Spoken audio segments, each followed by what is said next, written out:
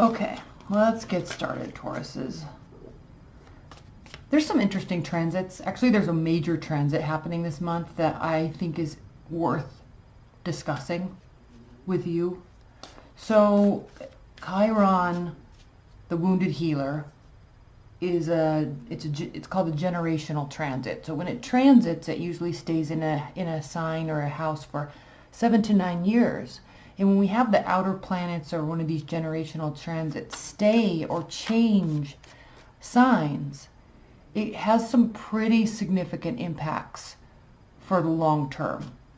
So I talked about Chiron when it originally went into Aries last year, and then it has been retrograde.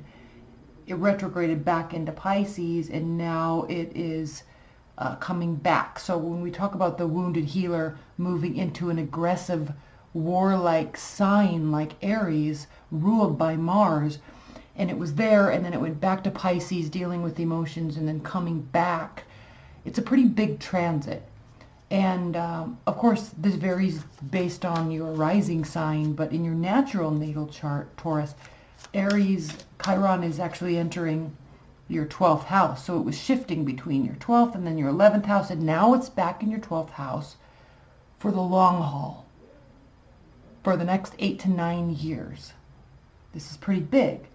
And it's actually pretty big, even bigger, because right out of the gate, before that transit, Mercury goes into Pisces in your 11th house, your house of networking and friends and neighborhood and community. And then the Sun on the 18th, after the Chiron transit, the Sun also goes into the 11th house. So I'm sensing for you, Tauruses, that there's something that has been rather emotional around your family and home life. And that could mean a whole bunch of things. It doesn't have to mean when you were younger. It doesn't have to mean last year. But there's been something in your home life that has been pretty impactful for you.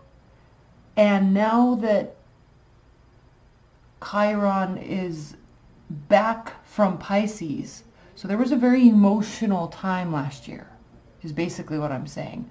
Something happened, then there was a very emotional time relating to your neighborhood, your friends and family, your networking groups.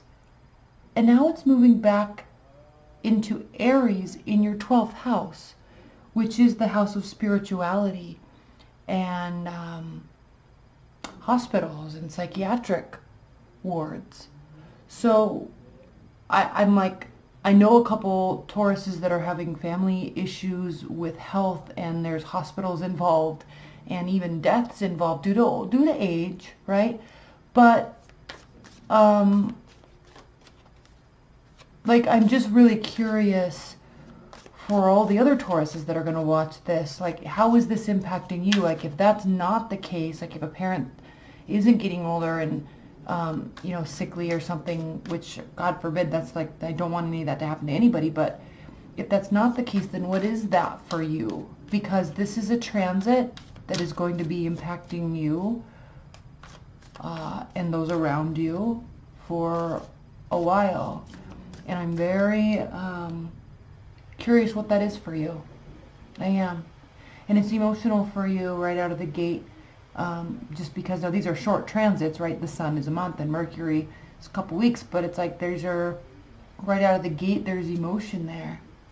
And then on top of it, Taurus, we have a new moon in Aquarius in your 10th house, which has to do with sudden changes and shifts, and your 10th house is your work life. So there could be some pretty surprising things that come from your work life, you know, out of your work life, with your work life. Good or bad, right? So leave your comments below. I am very curious about this. What else? Mars is in your sign in the 1st house, so awesome. Like, you're ready to go. You're going to have a lot of energy. Okay, let's get to the reading. I like to review that for each sign because it can also tell a lot about what's going on in the reading. Okay? Be sure to watch your annual reading. That's up on my channel. And then if you want to book a personal reading, In the description box below, there's a link there. You can click it and it will allow you to book a reading. And then secondly, if you want the extended version of this reading, where I do kind of like a second half of it, there's a link below in the description box called extended reading. You can click on that link and then buy that. It's $4.99. And then you can, the link to the reading is emailed to you. Okay, so those are there if you're interested. All right, Taurus, let's get started. Spirit and Universe, and I'm using the Aquarian Tarot deck. And don't you just love this? It's fabric, but doesn't it look 3D? Like you could literally pick the petals off of these flowers. Oh, I love it. I figured it was a worthy table cover. Messages for Tauruses. In life and love. All right.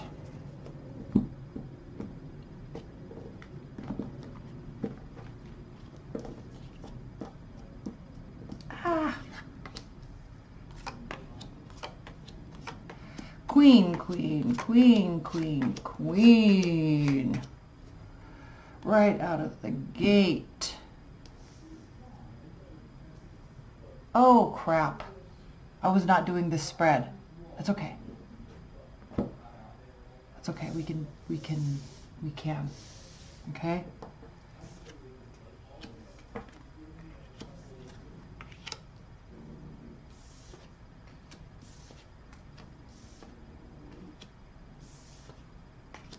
I'm doing the Celtic cross this time. Okay, bottom of the deck. Still the same. Okay. Is that better? You see that? All right, Tauruses. Let's talk about this. Let's go. It's time to go. Bottom of the deck, Three of Cups.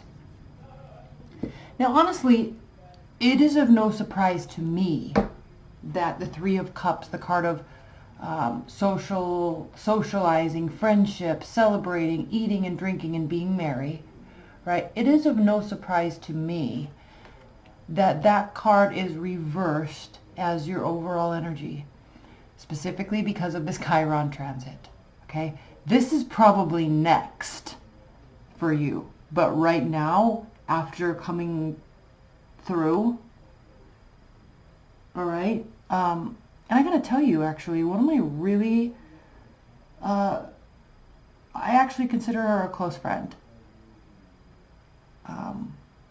Taurus. And her mother died last year, and she took care of her for a number of years. And her mother died, and she was her caretaker. And then not months later, her sister gets very sick and is in and out of the hospital with major surgeries, and was also staying with her for some time. And this was like recently, like last month. And now she has now gone back home. Her sister has, so now she has her place to herself. And she says, you know, she does spend a lot of time thinking about her sister and her mom. And it's also lonely in the house, but it's also, she likes to have the freedom that no one's there. But it's really interesting that, I mean, it's not interesting, but it just goes to show, like with this Chiron transit, like there were some pretty difficult aspects in her home life, in her neighborhood where she lived. And now that it's back in Aries, there's freedom associated with it, but it doesn't mean that it's still in the 12th house, so she's still dealing with it. She's still dealing with hospitals, right? She's still dealing with the spirituality of someone moving on, and potentially a second person moving on.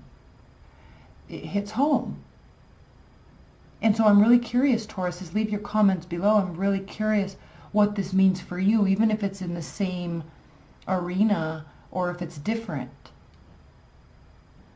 I remember, so when the Chiron transit actually took place, oh no, it wasn't Chiron, it was Uranus transit. Like the day it actually took place, one of the aspects for me was that I'm likely to get into car accidents, and it was really so annoying actually, because that morning I literally I backed out of my driveway and I drove into my neighbor's car. Like literally drove right into my neighbor's car. Because I was pulling out, stupid, I was an asshole, I was on my phone, and it was raining, and so by the time I looked up and my car was going forward and I slammed on my brakes, now had the road not been wet, I wouldn't have slid, but the road was wet and it had started raining, so usually there's that cover, right, of oil on the road, so they're really slippery. Just crashed right into it. And I was like, you have got to be kidding me. You've got to be kidding me. And it was funny because it was impacting it was in my 11th house of neighborhood, conflicts with the neighbors, and such. So this stuff just never ceases to amaze me. So all I'm saying is, Taurus, is leave your comments below, because I am pretty sure there's going to be some stories that are definitely worth sharing and definitely worth reading, because this is kind of a heavy placement for this Chiron for you. Okay? So it's of no surprise to me that there could be a sense of wanting to isolate a little bit. Okay. In the past, Six of Pentacles. Yeah. With respect to this, and could be love too, but with respect to this, there is a sense of reciprocity. I mean, if you're dealing with something like the story I was just telling you about, I mean, there is this, in the past, it's like giving, and now, you know, there's a huge sense of release, but also understanding that something might be coming back towards you because of all the giving that you have been doing. Okay? It doesn't have to be immediate. Like, karma is not immediate. It's great when it is, but when it's not immediate, you have to understand that it comes in its time, and it's worthy time and deserved time. I'm getting a really heavy sense, specifically based on this Chiron placement, that is what is taking place. Okay, now because of the Taurus placement in Mars in your first house, there is a sense of identity, right? Giving and receiving in the workplace, giving and receiving finances. So this has to do with tangible items, and I know I always use that word tangible when I'm talking about the Pentacles, but that's what they are, right? Money, contracts, houses, cars, pets. That are tangible things that you can build and grow and love and care for, right? So if this has to do with work for you, there's going to be a very even balance in the workplace in terms of effort and payment and coworkers stepping in and you stepping in. There's going to be a very, very, very synchronistic, even flow with that. And that's awesome, okay? That's awesome, especially because what's next is not awesome. We have two interesting cards here. We have the Queen of Cups and the Queen of Swords, reversed. Bad, good. Okay, now when I say bad, the person's not bad, but the energy is difficult. This is somebody that is, God, in this deck, some of these cards are so fantastic. Look at that. Couldn't you just get lost in that picture? If you could see it in more crystal clear. It's not on autofocus, but it's so pretty. But regardless, the Queen of Cups. Okay, we're talking about a watery energy, but not so much a watery energy as in an emotional energy. So there's a great deal of caring about whatever is taking place. And there is a sense of unfairness around her.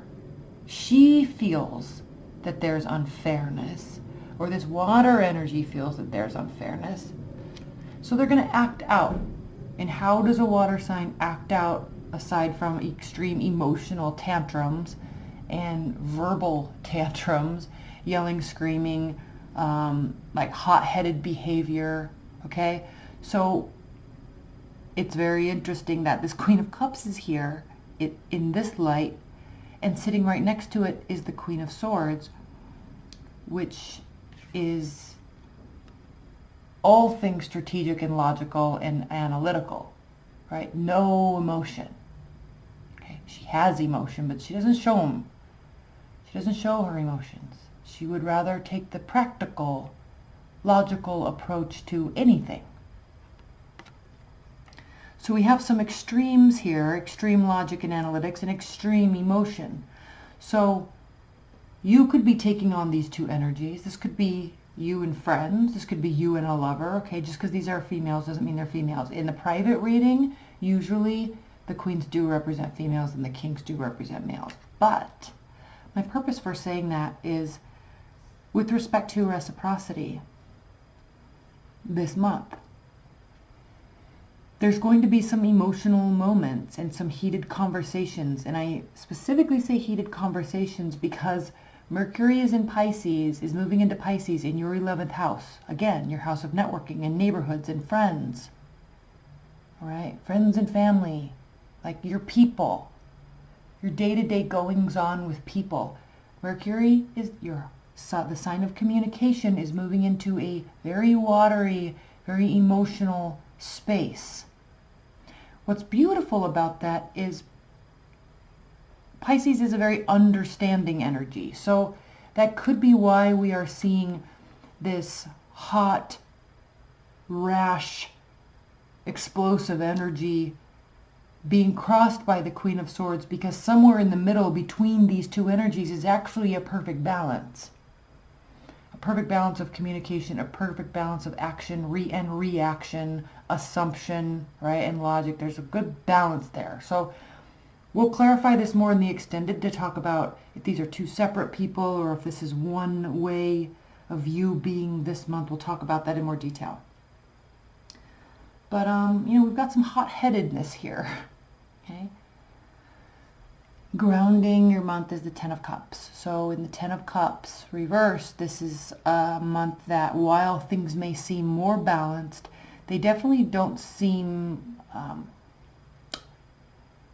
they're not going to be kind of the ultimate scenario to make you the most happy. So if we are talking about a relationship, there's some balance there, but it's enough to make you feel a little emotionally imbalanced, and them maybe too. And because there might be a little bit of isolation going on, it tends to make your emotional state spiral and assume that this could be the worst case scenario, when in fact it's actually not. Okay? It's like you're right on the crux of something really good, but you're just not there yet. And then on the Six of Swords reversed, again, this is calling for you or them to actually calm down. And I'm sorry I have to say that because I know it's annoying when people say calm down, but that's what this is calling for. Okay? This says you do go calm down, leaving the rough waters. Waters in tarot represent emotion, so when you see rough water, it's emotionally turbulent. Swords in tarot represent your thoughts and your ideas. So taking your thoughts out of the emotional turbulence and going to some place where the waters are calmer so you can sort out your thoughts and actually form well-founded opinions on something. So this says you do it. This says you really need to. All right? When it's upright, you are going on a journey to sort your thoughts out. You really need to. And if it's this turbulent, if this is your energy, very emotional, very stable, very emotionally, very stable, then you definitely need to go on a journey and sort this out. So I don't know if something happened in a relationship. I don't know if something happened at home because of this Chiron transit that's causing you to fluctuate in such a way, which by the way, Taurus, is understandable, but it's also in a space where you're going to probably want to figure it out. And look at this next lineup. We have Major Arcana, Major Arcana, Major Arcana. So in your future placement, we have the Chariot. So another water sign represents Cancer. And swift decision, swift movement. So the good news is, I think there's some awareness that this needs to even out a little bit. This, whatever this is for you, needs to even out a little bit. And I kind of am likening this, the Chariot card, to the Six of Swords, in that you're hearing this message that there is an actual need here to get away and clear one's thoughts. Okay, You're going to have some things to sort out, and probably some emotional things to sort out this month. And I'll pull clarifiers on these in the extended, because I think these two cards are pretty big this month for you, as well as these, of course. Now, how you view yourself or the situation is the Emperor. This is the card of Aries. It's the card of, it represents action, control, leadership. I mean, think of an emperor leading. He leads an empire, right? Not a city, not a town, not a state. He leads an empire. So the way you're viewing the situation is that you have it all under control. So that's a very good mindset to be in, and a good energy flow to be in. However, this is even better. I was going to say however because I thought it was upright. How they view you, and when I say they, this is the other person or exterior people, friends, family again. If this were upright, the Five of Wands means that there's an internal battle, right? Internal conflict, but it's reversed. So while you may be coming across and how you may view the situation as you're in charge of it, you have it under control. Good news, Taurus, everybody else sees that too. So that couldn't be any better, actually. You do have it under control, it appears. It might be very difficult. So I'm really curious if this is two people or one. We'll check on that. Okay, hopes and fears. Hopes and fears, Page of Wands reversed. This has to do with the fiery energy, not necessarily a fire sign person, but Sagittarius, Leo, Aries.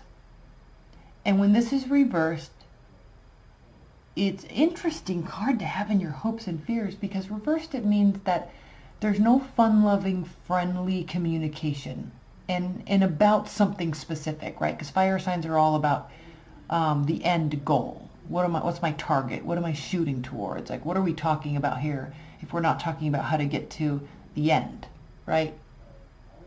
How do we get this client? How do we get this? Very goal-oriented. So when a fire sign doesn't communicate, it's because they don't know what's going on. They don't know what their target is. They don't know what the goal is. And if they don't have a goal, they feel like jellyfish in the ocean in a storm. They're just pushed all up. They have to have something to shoot for, okay? So, and you're actually kind of like that too, Taurus. And you actually embody a lot of the characteristics of an Aries because you're the next zodiac sign. So you embody a lot of those characteristics. So because of that, this is being, like, somebody's being shut down here. Now remember the placement of this card. Hopes and fears. So you're clearly very afraid that someone is going to either cut you off or cut you out or stop communicating with you, or you're afraid that their communication is temporary or too jovial, like there's no seriousness behind it. So that's definitely a fear. And then, maybe you're also hopeful that they do stop talking. Like, we could look at it that way. There could be somebody at your in your neighborhood, like a neighbor or work or something, that just never stops talking. So that's interesting. Oh, these cards are so beautiful to me. They really are. So in your outcome, Taurus, we have Temperance. And this is a beautiful card to have as your outcome, because it actually seems like you are able to maintain a lot of self-control. And it kind of seems like you've been through the emotional ringer lately. And now that Chiron's moving into Aries, you are going to feel like you have a lot more control. You are going to feel a lot more balanced. And this stuff's still going on. I'm sensing that this is still going on because it just came out of Pisces. So it's still going on, but I think you're you know how to handle it, and you know how to handle yourself with it. So it couldn't be better, honestly. Okay, let's pull some outcome cards, and then we'll get into the extended. You know, normally I would say that this kind of concerns me, this kind of isolation and not wanting to go out. However, I don't think so with this Chiron transit, and I also don't think with the new moon in Aquarius. I think you're going to want a little bit of isolation. I really do. And Mars in Taurus in your first house, it's like it's you time. I feel like you need to light some candles. And this sounds so cheesy, but I feel like you need to like get your house super clean, right? Really clean, all the laundry done, all that stuff, and your car, right? Like, so you feel all organized. And then I think you need to go buy a new outfit for work tomorrow or a date. And then I think you need to go home, light some candles, drink a glass of wine, and then pour a second, and then sit in the bubble bath.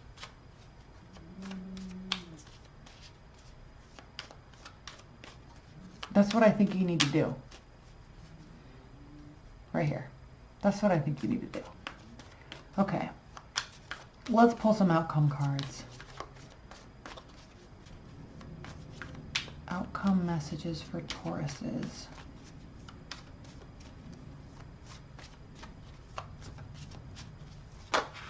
Okay. Outcome messages for Tauruses. Those flowers are like electric, aren't they? Okay. Yeah. Yeah. Just what I just said. We have the Page of Pentacles reversed. Similar to the Page of Wands, but this does mean that like you're just not talking to anybody. And Justice. So this is kind of saying things are going to work out in your favor. And here when I was talking about karma in the workplace, and even balancing things out, or balancing the money out, or, you know, a slight shift in money or something like that, that's pretty big. And I think that's relating to this Justice card, where things are going to work out in your favor, and you don't need to force things, you know, and I think that's what you're doing here. You're stopping, and you're just going to take care of you, you know, like with the bubble bath and the wine. And you're not going to have any regrets about anything in the past. In fact, you're actually choosing, when this is reversed, you're actually choosing to turn around and look at the positive. So there's a shift in mindset here too. All right, Tauruses, we'll flip this around. We'll flip this and take a look at this in more detail in the extended. I might do some weeklies. I might do some spreads. I always overpromise. So I need to get settled with my energy to see if I can actually take that on. I want to. So that's that. Okay. I got a new camera situation, so it's so much easier. Like, it took out, like, I was having to put it on an SD card, upload it to my computer. That alone took forever. And then put it in Movie Maker, upload it to Movie Maker. That took forever. Make some adjustments, add my bumper. That took forever. Save it. That took forever. And then upload it to YouTube. Now I just can, like, stop the camera and upload it to YouTube. So I want to do a lot more videos because I now have the time bandwidth. So anyway, I love you. Bye, Tauruses.